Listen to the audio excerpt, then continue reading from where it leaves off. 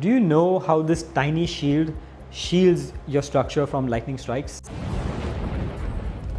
Hey everyone, my name is Sahil, and in today's video, we're going to discuss the role of strike pads and earth bosses in lightning protection systems. By the end of this video, you will understand what a strike pad is and what an earth boss is, and how important these products are for the safety of your building. But why should you listen to me? At Axis, we've been manufacturing a wide range of earthing and lightning protection systems for the past 30 years, including strike pads just like this and earth boss. You will see our products installed in solar farms, data centers, commercial and residential buildings in more than 100 countries. So, why are we discussing strike pads and earth bosses? Lightning protection is critical for the safety of your structure, and it cannot function without important components like conductors, arresters, and it includes strike pads and earth bosses along with many more. I've explained the basics of earthing and lightning protection components in other videos, and the link to those videos is in the description.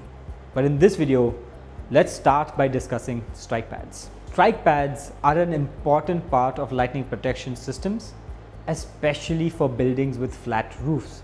These metal plates are designed to catch lightning strikes in places where you cannot install regular air terminals. Here are some scenarios where strike pads are chosen over air terminals. For example, with height restrictions.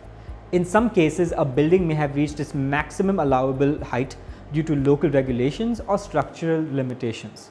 For example, in a locality with strict height limits for buildings, adding air terminals might exceed those limits. Strike pads, being flat, allow for lightning protection without increasing your structure's height too much. Flat surface requirements. Certain areas must remain completely flat for functional reasons. A prime example is a helipad. Air terminals would interfere with helicopter landings and takeoffs, and strike pads provide the necessary protection while maintaining a flat, safe landing surface. Aesthetic considerations. Strike pads are sometimes used instead of regular lightning rods to maintain design requirements. Imagine an art museum with a smooth, flat roof line. Tall lightning rods might make it look cluttered. Strike pads are flat and might suit them better. In all these scenarios, strike pads are installed on the roof surface, connected to a hidden system of conductors that safely channel lightning rods to the ground.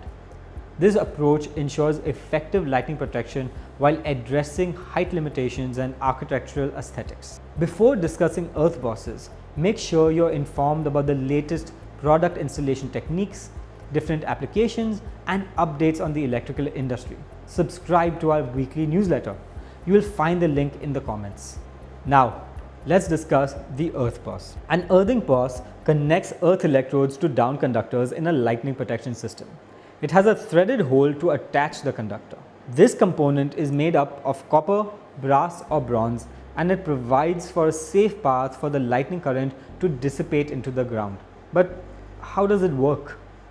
It uses a coil to tap into the Earth's natural magnetic field and then transfers that power into the system it is connected to. Therefore, any potential static charge that builds up in the system is dissipated safely, protecting your electrical system against shock or fire hazards. You will find earthing bosses installed near electrical meters or main switchboards. This placement helps create a direct path for electricity to reach the ground quickly and safely.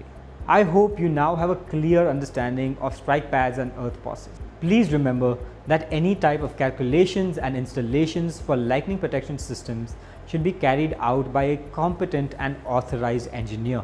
At Axis, we have a team of over 50 engineers ready to assist you with designing, installing, and testing your lightning protection systems. Our components are trusted and installed in a variety of settings around the world, including substations, data centers, factories, and even everyday residential and commercial properties.